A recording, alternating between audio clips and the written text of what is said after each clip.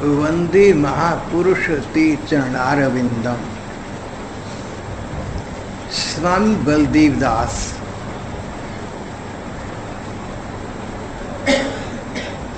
सवा सौ बरस पहले तक इस देश में वृंदावन में विराज रही थी।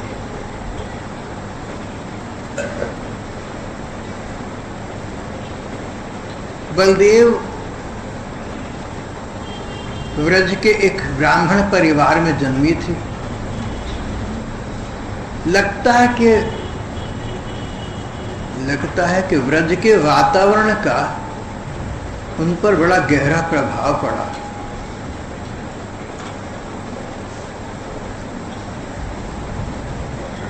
उस समय का व्रज श्री कृष्ण के, श्री राधिका जी की गोपिकाओं की निनाद से मुखरित रहा करता था। लगभग 30-40 बरस पहले तक भी मिलती जुलती सी स्थिति थी वृंदावन की। वहाँ के लोग, वहाँ के दुकानदार, अच्छे बुरे जैसे भी हैं, देश के सभी लोग एक जैसे हैं। वृंदावन में कृष्ण नाम आते जाते लोगों के कानों में, घर में रहते नरजारी जन के कानों में स्वयं पड़ता रहता था। कृष्ण नाम वहाँ के वातावरण में व्याप्त था। ग्वाला दूध देने आए तो राधे राधे, डाक देने के लिए डाकी आए तो राधे राधे। ये बात भले ही हास्यास्पद हो, पर नाम की प्रियता तो बता रही है कि किसी कर्मचारी ने किसी यात्री से रिश्वत लेनी हो और यात्री रिश्वत देना भूल रहा, कहता राधे राधे। हाँ जी महाराज, राधे राधे नहीं करा आपने, यानी रिश्वत नहीं दी। ये अच्छी बात। भगवान का नाम लेकर रिश्वत मांगना अच्छा तो नहीं हो सकता, रिश्वत लेना ही अच्छा नहीं है। लेकिन यहाँ तो बात ये चल रही है कि अच्छे बुरे का विचार किए बिना वृंदावन में कृष्ण नाम चहुं ओर 10 दिशाओं में श्रवण गोचर होता था, कानों में पड़ता था।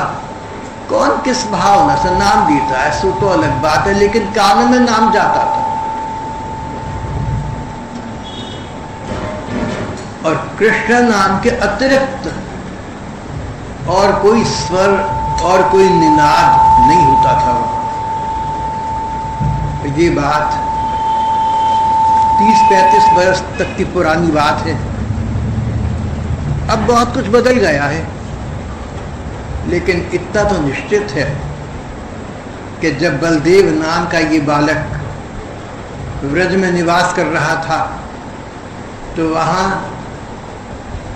पृथ्वी और आकाश, चारों दिशाएं, सब ओर का वातावरण कृष्ण नाम से व्याप्त और परिव्याप्त था। व्रज का वातावरण, राधा कृष्णमय नाम व्रज का वातावरण राधा कृष्णमय था, सो तो था, पर सभी व्रजवासियों के लिए, आबाल वृद्ध सभी नर नारियों के लिए समान रूप से था। बलदेव पर न जाने क्यों इसका गहरा प्रभाव पड़ गया।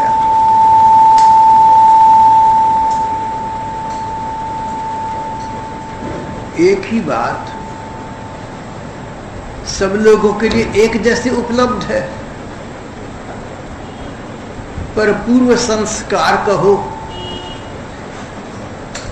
या वर्तमान का कोई चमत्कार, किसी पर किसी बात का गहरा अटल प्रभाव पड़ जाता है। व्रज के कृष्ण नामय वातावरण का प्रभाव बलदेव नाम के इस बालक पर बड़ा गहरा पड़ा, इतना गहरा कि अभी 8 बरस का हुआ था।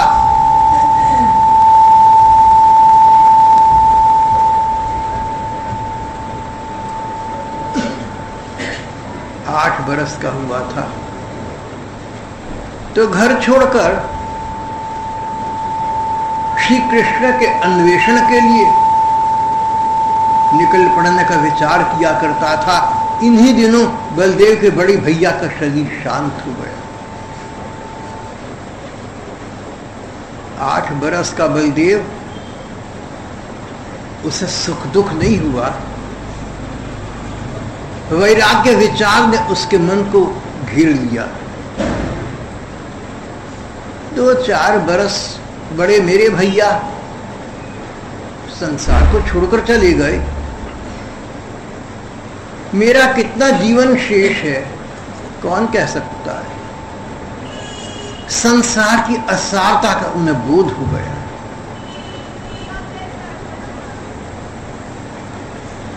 आठ बरस के बलदेव घर से निकल पड़े। अब भगवान के भरोसे किसी काम पर निकल जाओ, किसी यात्रा पर निकल जाओ तो सहयोग तो भगवान स्वयं दिया करते हैं। 8 बरस का बालक व्रज से निकल पड़ा और उसे एक तीर्थ यात्रा की मंडली मिली, साधुओं की एक संगत मिली। ये साधु संगत द्वारिका जा रही थी। नादान भोला बालक इस साधु संगत के साथ व्रज से निकला और द्वारिका चला गया। कहाँ व्रज, कहाँ द्वारिका, बहुत दूरी है दोनों स्थानों पर। साधु मंडली कृष्ण नाम कीर्तन करती जा रही थी, उसमें इसका मन रमा हुआ था। कहीं मन लग जाए तो समय यापन करना कठिन नहीं होता। बलदेव का मन कृष्ण कथा में लगा हुआ था। बलदेव का मन कृष्ण कीर्तन में लगा हुआ था। कथा सुनता, कीर्तन करता, नाम लेता बलदेव मंडली के साथ द्वारिका पहुंच गया। मंडली के साधु लोग रणछोड़ ठाकुर के दर्शन करने पहुंचे, साथ में ये भी पहुंचा।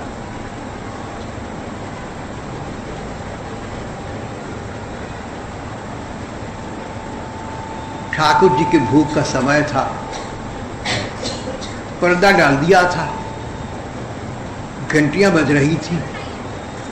जिस समय साधुओं के साथ बलदेव इस मंदिर में पहुंचे थे, भोले बालक ने सोचा मेरे सखा, मेरे स्वामी श्री कृष्ण भोजन कर रही हैं, चल के देखूं तो सही कैसा कर रही हैं। एक क्षण को भय हुआ कहीं पुजारी न रोके और भगवान की इच्छा या संयोग की बात, जो ही पुजारी ने पीठ मोड़ी, ये कूदकर मंदिर के मुख्य स्थली में रणछोड़ ठाकुर के साक्षात सामने जा खड़े हुए। वहां जो दृश्य देखा उसे देखकर बलदेव परमालादित हुए, आनंद में डूब गए। श्री कृष्ण रणछोड़ ठाकुर सचमुच अपने कर कमलों से अन्न ग्रास बनाकर भोग आरोग रही थी।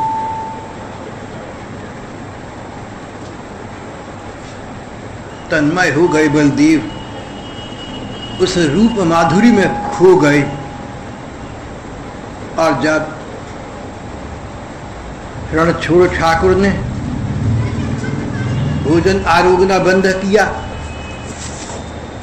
उनकी वो छवि, उनका वो स्वरूप जो नयनों के सामने प्रकट हुआ था, नयन गोचर हुआ था, अब अगोचर हो गया, अब तिरोहित हो गया, अब छिप गया।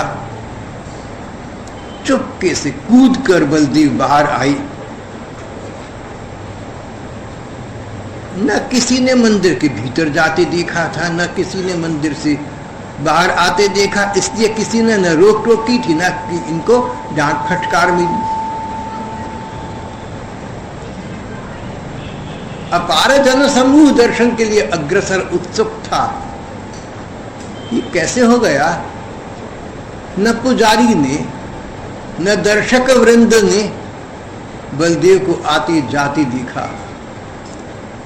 कैसे संभव हुआ ये वैसे ही संभव हुआ जैसे श्री कृष्ण के नवजात शिशु रूप लेने पर वसुदेव जी उन्हें गोद में लेकर जब बाहर आई, नंदगांव पहुंचाने के लिए ताले स्वयं खुल गए थे और बाढ़ भरी यमुना ने स्वयं स्थान ले लिया था। उनके वापस आने पर कारागार में प्रविष्ट होने पर ताले स्वयं बंद हो गए थे। भगवान के विधान में क्या असंभव है।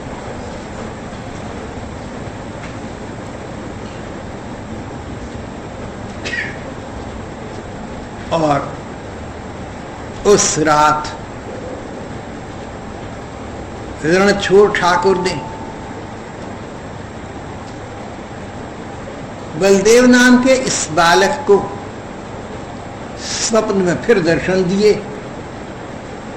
ये छवि वही थी जिसको इन्होंने मंदिर के भीतर स्वयं देखा था, इसलिए पहचान गए। ठाकुर ने कहा कि बलदेव बात सुन। स्वप्न में ठाकुर जी ने कहा, बलदेव दिल्ली के पास लुकसर नाम का गांव है, वहां मेरे एक बड़े सच्चे प्रेमी भक्त रहते हैं। उनका नाम है ठाकुर दास। मैं ठाकुर हूं ना, वो अपने को मेरा दास मानती हैं। ठाकुर दास उच्च कोटि के भक्त हैं। जिस प्रकार से जिस मार्ग पर चलकर उन्होंने मुझे पा लिया, सदा सदा के लिए पा लिया, उस मार्ग पर चलकर तू भी मुझे सदा सदा के लिए प्राप्त कर लेगा। लेकिन भैया फिर तू उस गांव में चला जा, ठाकुर दासी की शरण ग्रहण कर दे। जिस मार्ग पर चलकर उन्हें मेरी प्राप्ति हो गई, वे तुझे उसी मार्ग पर चलने का मार्ग बता देंगे। तो चला जा, तू पहुंच जा वहां और देख, तू छोटा बालक है ना, तुझे बात बताता हूं। ठाकुर दास जी महाराज जो भी मेरे विषय में तुझे आज्ञा करें, तू उसका पालन करना भैया। क्या क्योंकि कुछ चक्र में मत फंस जाना। उनके बताए मार्ग पर सीधे चलना। और उधर इन्हीं ठाकुर ने दिल्ली के पास के उस गांव में सोए हुए ठाकुर दास जी महाराज को भी स्वप्न दिया, स्वप्न में दर्शन दिए। बोले ठाकुर दास, छोटी उम्र का एक बालक बलदेव दास है, मेरे कहने से वो तुम्हारे पास आ रहा है। वो तुमसे दीक्षा मांगेगा, वो तुमसे मेरा पथ प्रदर्शन चाहेगा। बालक समझकर उसकी उपेक्षा न कर देना भैया, सुयोग्य पात्र है, प्राप्ति कर दिखाएगा, उसका उचित दिशा दर्शन कर देना।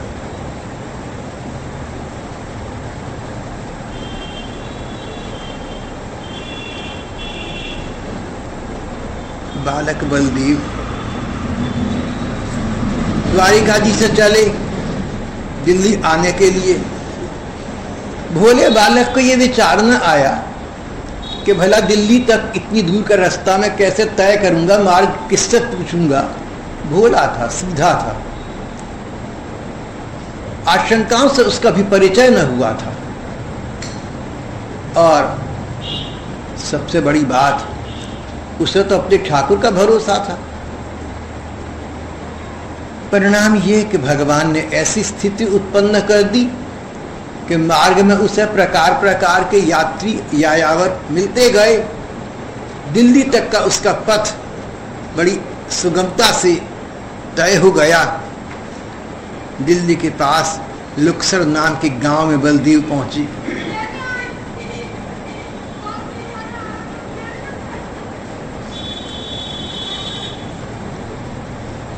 बलदेव पहुंचे ठाकुर दास जी के पास। ठाकुर दास जी बोले, आओ बच्चा, मैं तुम्हारी प्रतीक्षा में था। बुजुर्ग ठाकुर दास ने बालक बलदेव को हृदय से लगा लिया और इधर उधर की कोई वार्ता नहीं हुई। यहां तक कि कुशल प्रश्न भी न करे गए। बस सीधी बात, भैया मैं तुझे मंत्र की दीक्षा दूंगा, मैं तुझे कृष्ण प्राप्ति का मार्ग बताऊंगा।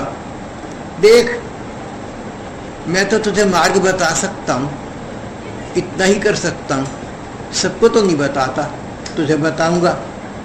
मार्ग तो तुझे बता दूंगा मैं, लेकिन चलना तो तूने होगा। बच्चे ने भोले भाव से लेकिन सुदृढ़ स्वर में कहा कि महाराज जी, आप मुझे मार्ग बताएं, मैं आपको उस पर चलकर दिखाऊंगा। ठाकुर दास जी ने बलदेव को भगवान का भजन कैसे करती हैं ये सारी बात समझाई। भजन का अर्थ भगवान का स्मरण करना। भगवान का स्मरण करने के या भगवान का भजन करने के अनेक उपाय हैं। प्रसिद्ध उपाय हैं नाम का जप, रूप का ध्यान, लीलाओं का चिंतन और प्रार्थना। ठाकुर दास जी ने बलदेव को मंत्र की दीक्षा दी, भजन की रीति बताई, उसको अपने पास रख लिया। बलदेव उनके पास रहने लगे। बहुत जल्दी ही बलदेव ने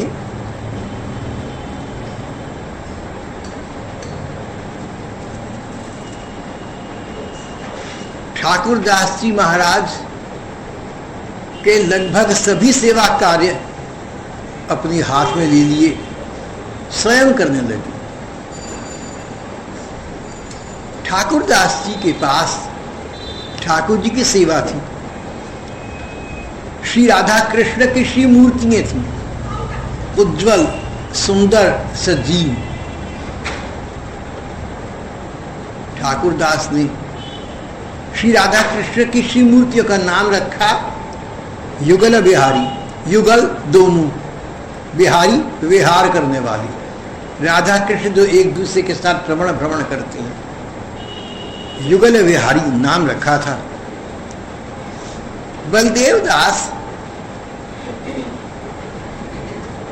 ठाकुर दास जी महाराज जो ठाकुर जी के कार्य करते बड़े कुतूहल की दृष्टि से देखता, बड़े संभ्रम के साथ देखता, बड़ी उत्सुकता से देखता और फिर कहता गुरुजी मैं कर दूं।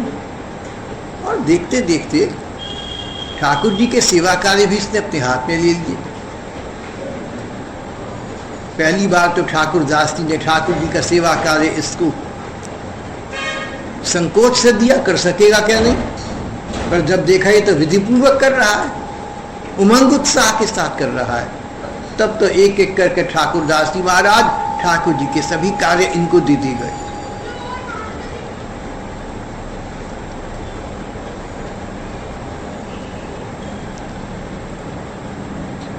और कुछ ही बरस बीते थे कि युगल बिहारी के रसोई भी बलदेव ही बनाने लगे। भोग लगाने की सामग्री अब ये स्वयं अपने हाथों से बनाने पकाने लगे। ठाकुर दास जी महाराज विगत वर्षों में कई बार एक बात सोचा करते थे, ठाकुर बहुत उम्र बीत चली, बहुत समय यापन हो गया, मन चाहता है कि तुम्हारी सेवा भी होती रहे, युगल स्वरूप में तुम्हारी, श्री मूर्ति स्वरूप में तुम्हारी सेवा भी होती रहे और मेरा मानसिक चिंतन अक्षुण्ण रहे। मन ही मन में एकांत में बैठकर तुम्हारे रूप का ध्यान करूं, तुम्हारी लीलाओं का चिंतन करूं, उन्हीं में लगा रहूं, बाह्य जगत विस्मृत हो जाए। पर कैसे होगा दो काम एकत्रित? और इस समय स्वप्न में दर्शन देकर श्री भगवान ने इनके पास बलदेव नाम के इस कुमार तरुण को भेज दिया था, जिसने स्वेच्छा पूर्वक और सहर्ष सब सेवाएं अपने हाथ में अब तक ले ली थी। ठाकुर दास जी महाराज स्वतंत्र हो गए। अब तक ठाकुर सेवा का भी कार्य उन पर लगभग न रहा। नयन निमीलित किए रूप के ध्यान में लगे रहते थे, लीलाओं का चिंतन स्वतः होता रहता था, नित्य नवीन लीलाएं स्फुरित होती रहती। यो भी ठाकुर दास जी महाराज उच्च कोटि के प्राप्त संत थे। एक बार उनके आश्रम में एक अभ्यागत, एक दर्शन करने आए हुए एक परदेसी व्यक्ति का अचानक देहांत हो गया। पुलिस ने आश्रम वासियों को परेशान करना शुरू कर दिया। ठाकुर दास जी ने देखा तो निर्जीव शरीर के पास आए, अपनी खड़ाऊ से उसका स्पर्श किया, बोले क्यों पड़ा है ऐसे, साधुओं को परेशान कर रहा है, उठ खड़ा हो। सबके देखते देखते वो जीवित व्यक्ति खड़ा हो गया, किसी को प्रणाम करा, किसी से कुशल मंगल करे, बात समाप्त हो गई। पर यहाँ नगर निवासियों को पता चल गया एक सिद्ध संत है, कोई उच्च कोटि के प्राप्त योगी हैं, अब तक इन्होंने अपने को छिपाए रखा था। आज सहसा, आज अकस्मात इस रहस्य का उद्घाटन हो गया।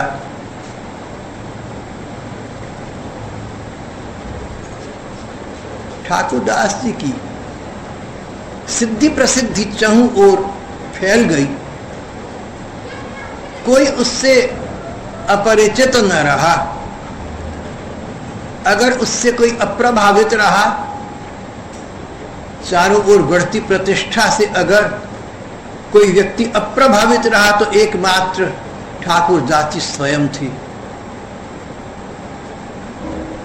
लोग रंजन का, लोगों में उनकी जय जयकार का, उनके बढ़ते हुए वर्चस्व का उन्हें अपने को कोई विचार न था। वो कैसे थे ठाकुर दास जी महाराज?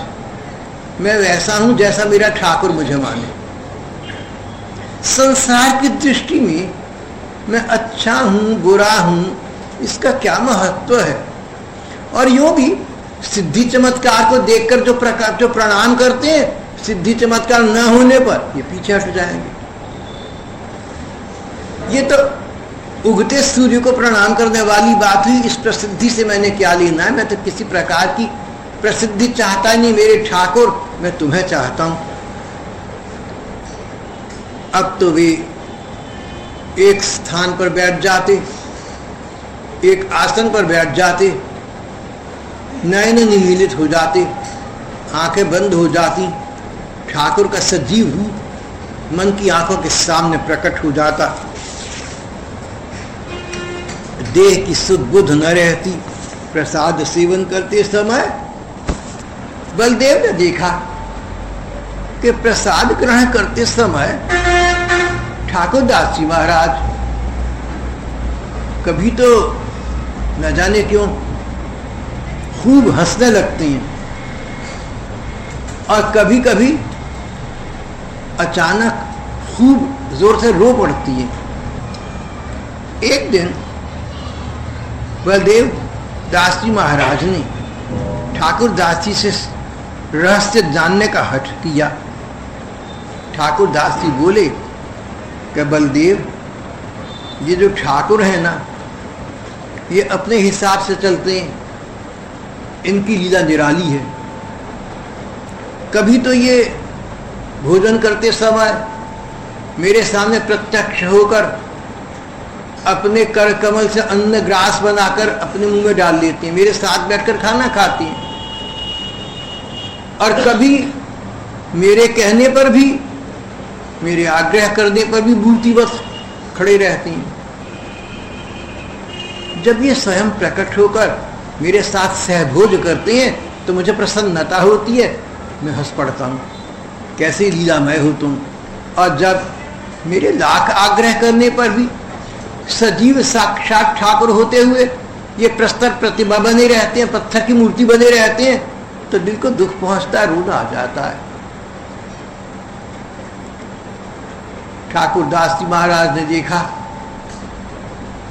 कि बलदेव ने उनकी बात को बड़े ध्यानपूर्वक सुना।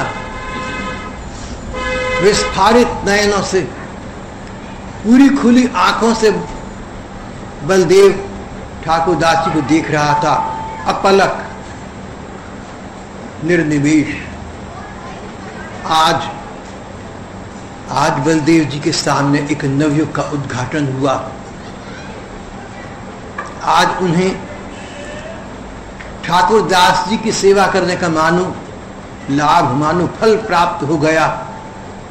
बलदेव दास जी को आज पता लगा कि ठाकुर जी भले ही मूर्ति रूप में दिखाई देते हों, लेकिन मूर्ति रूप में दिखाई देना हमारे मन और हमारे नयनों की न्यूनता है, नहीं तो वे साक्षात भगवान हैं, सजीव हैं, जीवंत हैं। बलदेव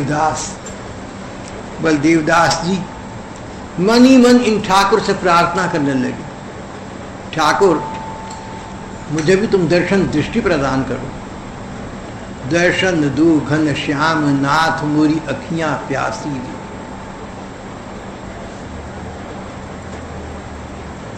दर्शन दृष्टि दो घन श्याम, तुम तो हो ही, मुझे दिख नहीं रहे हो। मेरी निगाह का, मेरे चश्मे का दोष है, उसको तुम दूर कर दो। तुम हो, ठाकुर दास जी महाराज को प्रत्यक्ष दिख रहे हो, मुझे नहीं दिख रहे हो। मेरी कोई न्यूनता है, कोई कमी है मेरे चरित्र में, मेरे स्वभाव में, मेरे जीवन की शैली में। कहीं ना कहीं कुछ ना कुछ तो अपूर्णता है, जिसके कारण मैं तुम्हारे दर्शन सुख से वंचित चल रहा हूं। यन्मे तन्वा पूर्णम तन्म आकृण। भगवान, मुझ में जो कमी है, मेरे जीवन में जो न्यूनता है, उसको तुम निकाल दो, उसको तुम दूर कर दो। ठाकुर तुम शरणाही आया, मैं तो तुम्हारी शरण में आ गया। भला बुरा जैसा हूं अब तुम्हारा हूं, मैं क्या जानूं। भगवान, तुमने ठाकुर दास जी को मेरे जीवन में लाकर अपना पथ, अपना द्वार, अपना दरवाजा खोल दिया मेरे लिए। संत का जीवन में उन्मेष होना, ये तो ठाकुर द्वारा है। ये तो मानो भगवान के मंदिर का द्वार खुल गया।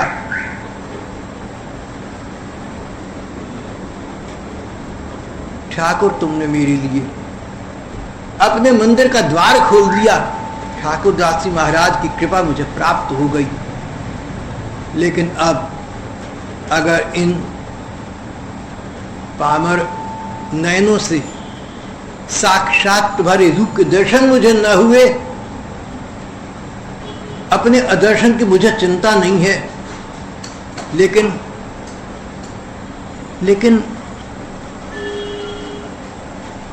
ठाकुर दास जी महाराज पर आंच आएगी कि जिस बच्चे को उन्होंने अबोध शैशव में अपना शिष्य बना लिया, भजन का पथ प्रदर्शित कर दिया, उनके रहते रहते वो उन ठाकुर के साक्षात दर्शन ना पा सका, भगवान कहीं तुम पर आंच न आ जाए, भगवान ठाकुर दास जी महाराज पर कोई ये न कहे कि इनका शिष्य कुछ कर न सका, इसलिए तुम मुझे अपने दर्शन, अपनी छवि का दर्शन प्रदान कर दो।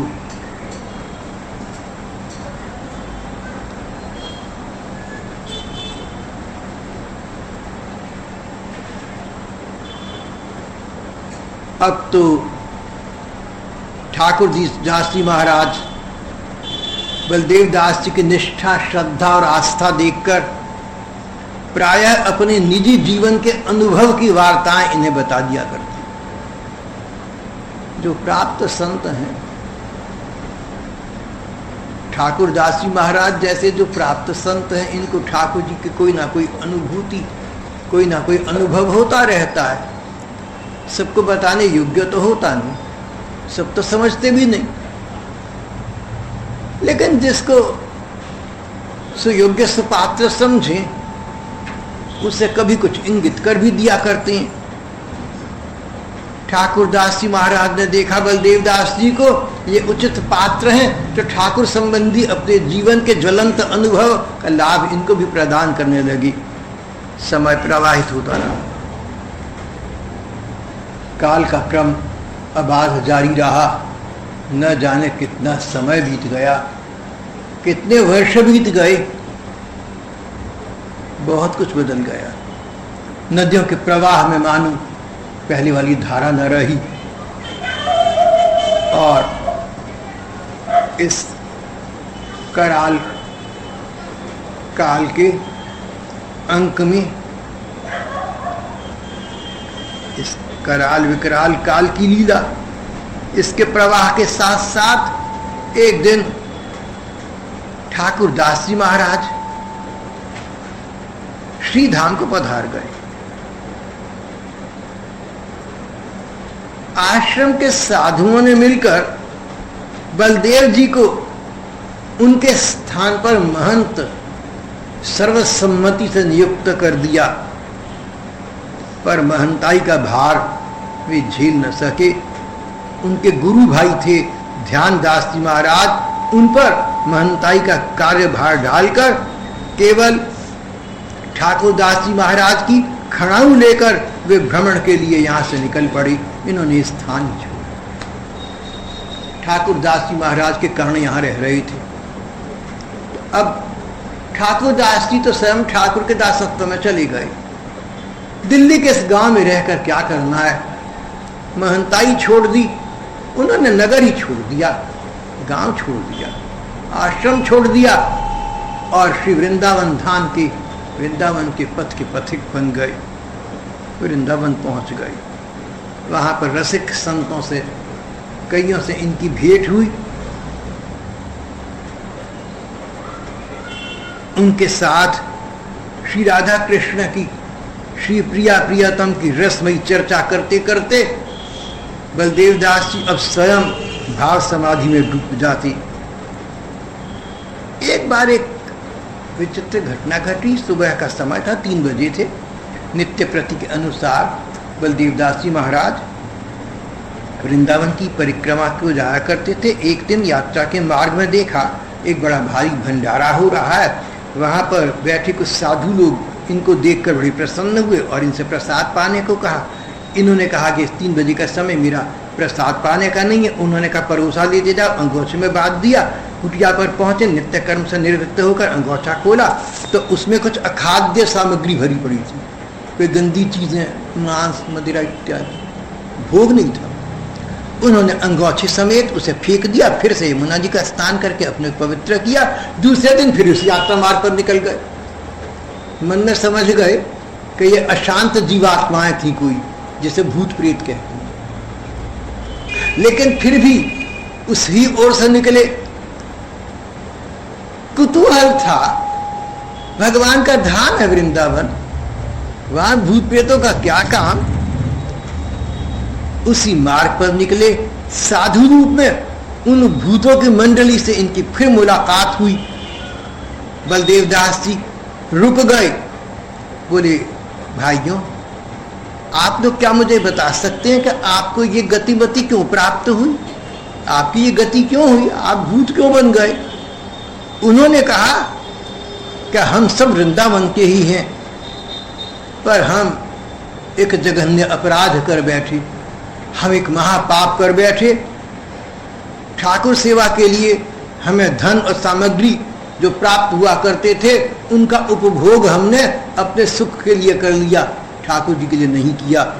उस महापाप स्वरूप हमें ये प्रेत योनि प्राप्त हुई। लेकिन क्योंकि वृंदावन में थे, वृंदावन की महिमा ये कि हम पर शासन यमराज का नहीं चलता, वृंदावन धाम का चलता है, इसलिए हम यहीं रहे। इस वातावरण में रहकर कुछ समय के पश्चात धाम का वातावरण हमें पवित्र कर देगा और कदाचित हम दोबारा अपनी सद्गति को प्राप्त हो जाएंगे। बलदेव जी महाराज समझ गए, वृंदावन की महिमा भी समझ गए। अगर यहाँ कोई जघन्य अपराध करे तो यमराज के आतंक से उसे भयभीत नहीं होना पड़ता। लेकिन अपराध भी महाअपराध, ठाकुर के सेवा के लिए धन द्रव्य मिले, सामग्री मिले, भेंट मिले और अपने लिए प्रयोग करें। लोगों को धोखा दिया, श्रद्धा के साथ धोखा हो गया, उसका फल तो भोगना होगा। प्रेत योनि को प्राप्त हो गए थे।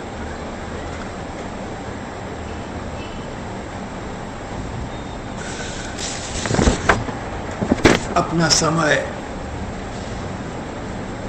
पूरा दिन भजन में लगाया करते थे, अच्छे संगीतज्ञ थे।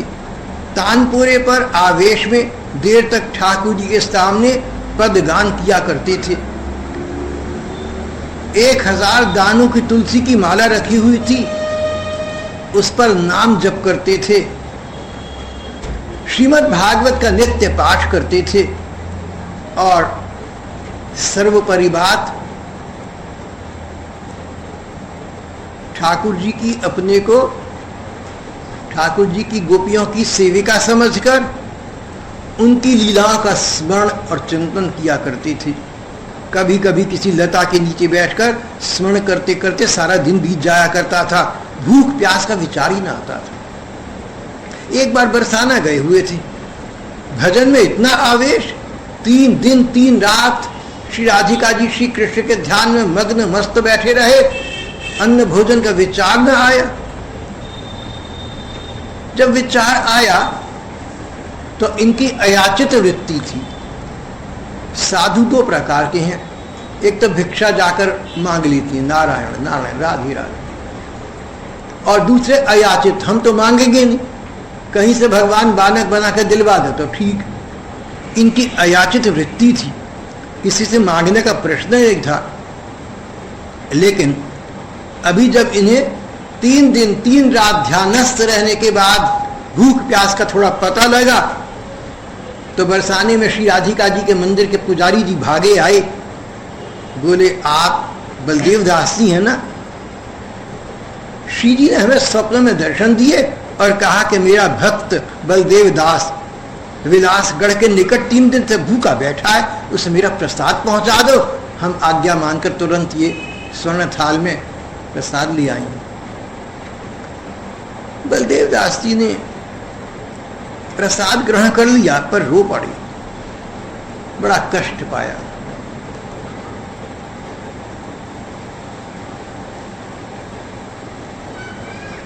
प्रतिष्ठा के भय से उस स्थान को छोड़कर गहवर वन चले गए। मन कष्ट पा रहा था, नयनों से जलधारा प्रवाहित हो रही थी। करुणामयी ममतामयी श्री राधिके जी, मुझ अधम पर तुम इतनी कृपा कर देती हो कि मेरे भोजन की व्यवस्था स्वयं कराती हो, पर देखो अगर इस अयोग्य पर, अगर इस अपात्र पर कृपा करनी ही है तो अन्य व्यवस्थित न करके अपने दर्शन प्रदान करने की व्यवस्था करो। रासेश्वरी, अगर तुम हमसे छिपकर परोक्ष में इस प्रकार कृपा करोगी तो तुम्हें पाने की, तुम्हारे दर्शन पाने की उत्कंठा और भी अधिक उद्दीप्त होती जाएगी। प्रत्यक्ष में रहकर तुम मानो छिपी रहती हो। इस प्रकार मेरे मन, मेरे हृदय की पिपासा उद्दीप्त कर, हे अकारण कृपालु स्वामिनी, कब तक तुम मुझे कष्ट में देख सकोगी? बहुत कष्ट है मन को, तुम्हारे अदर्शन का कष्ट है। कदा कदिष्यसि माम कृपा कटाक्ष भाजन। इस प्रकार मन ही मन श्री राधिका जी पर मानो आक्षेप लगा रहे थे, उलाहना उपालंब दे रहे थे कि उन्हें लगा, अचानक आंख खोलकर देखा तो ऐसा लगा कि सामने श्री राधिका जी सखियों सहित फूल चुन रही है वन विहार में, और फिर ये सखी मंडली इनकी ओर मुड़ी। श्री राधिका जी सामने आई, नयनों में अगाध अनुराग लिए इनकी ओर देखा, फिर मुस्कुराकर बोली, पगली मैं तुझसे कब दूर हूं। ये सखी भाव में रहते थे ना, सेविका के रूप में रहती थी। पगली मैं दूर कब हूं तुझसे। और ये कहकर सख समुदाय से श्री राधिका जी अंतर्धान हो गए। दृश्य तो झिलमिल हो गया, लेकिन इनके जीवन में नवयुग का आह्वान हुआ। लौकिक जीवन तो मानो यहां समाप्त हो गया, अलौकिक जीवन आरंभ हो गया। श्री जी ने कहा था, मैं दूर कब हूं तुझसे पगली। उन्होंने मेरे सेविका रूप को मान्यता दी थी, मुझे अपनी सखी की सेविका के रूप में स्वीकार कर लिया, तभी तो कहा मैं दूर कब हूं तुझसे पगली। उन्हें अपने स्वरूप सिद्धि का बोध हो गया।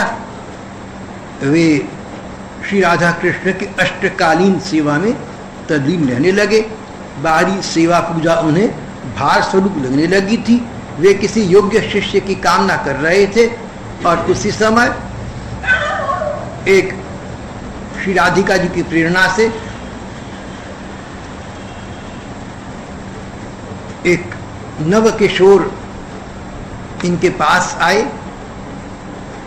इनसे परिचित हो गए, संपर्क बढ़ा, सेवा उन्होंने ले ली।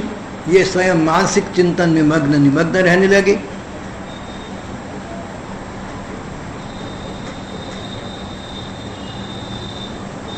अपनी अलौकिक संपत्ति उनको यहां सौंपकर और स्वयं उसी संपत्ति को साथ देकर सन 1901 आषाढ़ का महीना था, वर्षा काल था, इन्होंने अपनी लौकिक लीला का स्मरण किया, श्री राधा कृष्ण की दिव्य लीला में प्रवेश प्राप्त कर लिया। श्री कृष्ण गोविंद